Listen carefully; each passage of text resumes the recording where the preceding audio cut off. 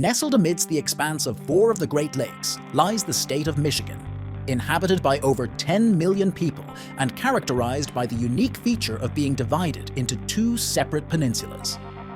Despite its abundant freshwater resources, a notable observation is that more than 80% of Michigan's population resides to the south of a certain demarcation line. This prompts an inquiry into the factors influencing the concentration of inhabitants in the southern region and raises the question of why the state even possesses the Upper Peninsula.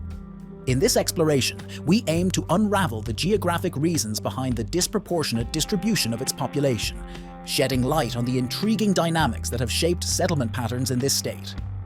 For those intrigued by Michigan's narrative, a related podcast episode delves into the transformative impact of the U.S. automobile industry, with giants like General Motors, Ford, and Chrysler all rooted in Detroit, Michigan, and their surprising influence on the nation's history.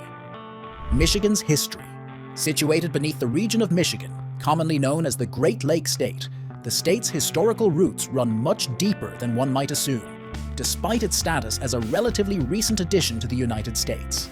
Michigan's incorporation into the country occurred later than its neighboring states, including Ohio, Indiana, and Illinois.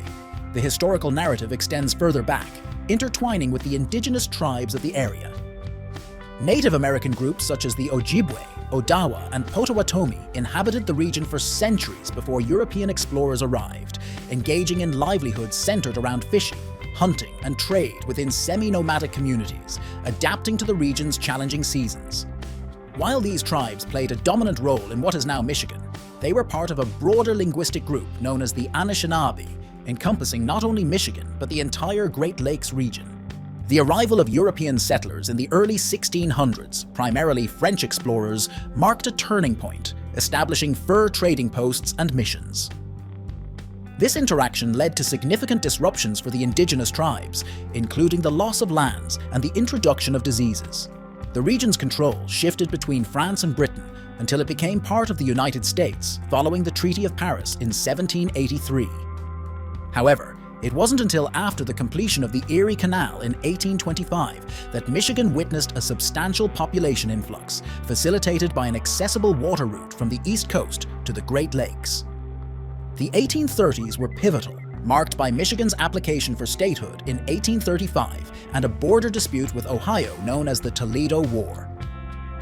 The compromise reached with Congress granted Ohio the contested Toledo Strip while compensating Michigan with the Upper Peninsula. This resolution paved the way for Michigan's admission to the Union on January 26, 1837, as the 26th state. Michigan's early economy thrived on natural resources, evolving into a manufacturing powerhouse with the emergence of the automobile industry in the early 1900s, a legacy upheld by its status as the home to major American auto manufacturers, General Motors, Ford, and Chrysler.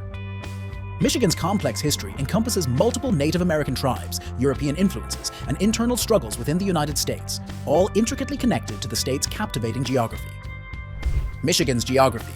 Michigan stands out geographically due to its distinctive features, primarily influenced by its proximity to four of the five Great Lakes: Superior, Michigan, Huron, and Erie.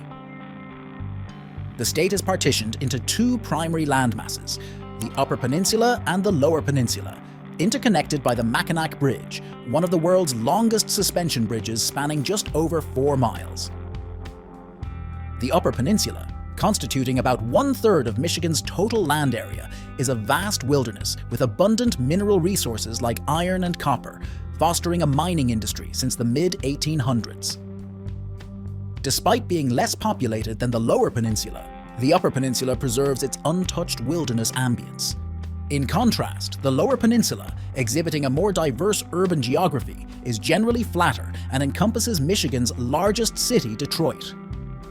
This region showcases a mix of fertile farmlands, forests, and urban centers. Michigan boasts an extensive coastline along the Great Lakes, totaling over 3,000 miles, making it the state with the 9th largest coastline and the most freshwater coastline in the U.S. This geographical layout profoundly influences Michigan's weather, characterized as a humid continental climate with cold winters and mild summers, moderated by the Great Lakes. Michigan's geography has played a pivotal role in its historical and economic development, with abundant natural resources fueling the early economy and extensive waterways facilitating trade. While the flat landscapes of the Lower Peninsula became centers for manufacturing and industry in the 20th century, contributing to Michigan's prosperity, growth, and development were not uniformly distributed across the entire region. The Upper Peninsula and the northern part of the Lower Peninsula did not experience the same level of growth as the far southern region. Population density. The marked disparity in population density between Michigan's northern and southern regions presents a compelling subject for examination. Approximately 80% of Michigan's population, or slightly over 8 million people, resides in the southern region, notably led by the dominant Detroit metro area, with around 4.4 million inhabitants. Other significant southern metro areas include Grand Rapids, with approximately 1 million people, Lansing with 550,000, Flint with 405,000, Ann Arbor with 367,000, and Kalamazoo with 265,000. In contrast, the northern region, encompassing the Upper Peninsula, is home to merely 20% of the state's population, with the Upper Peninsula itself housing just 3%. Economic opportunities play a pivotal role in this population contrast, as the southern region, particularly Detroit, serves as a bustling industrial hub, especially in the automotive industry. Conversely, the northern regions rely on a more limited economic base, predominantly centered around declining sectors like timber and mining, with tourism contributing but offering primarily seasonal employment. The physical geography further contributes to this divide, as the rugged terrain and harsh climate in the north, especially the Upper Peninsula, make large-scale agriculture and settlement challenging. Limited infrastructure, including major highways and public transportation options, adds to the isolation of the northern regions, with the southern part being physically closer to cities like Chicago, Indianapolis, Cleveland, and Toronto, facilitating trade and travel. As a result, the northern regions, including Saugatuck, Traverse City, and Marquette, while the Upper Peninsula represents Michigan's least populated region overall, historical events, such as a brewing conflict over Toledo, nearly led to its inclusion in the state of Wisconsin. Toledo Strip.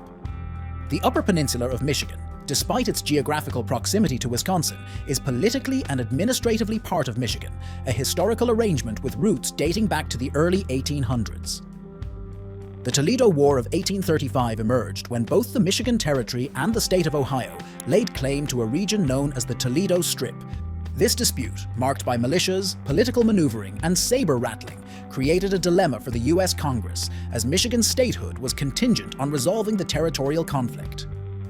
In a congressional intervention, Ohio retained the Toledo Strip, and Michigan was compensated with the Upper Peninsula.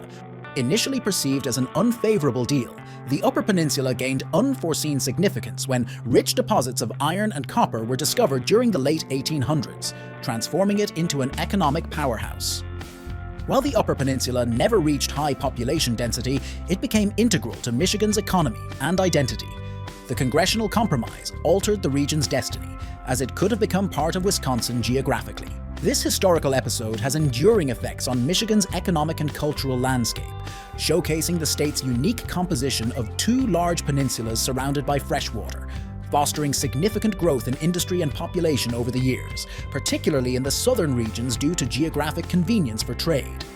That's a wrap for the reasons why nobody lives in northern Michigan. If you learned something, be sure to subscribe. Thanks for watching, and we will see you in the following video.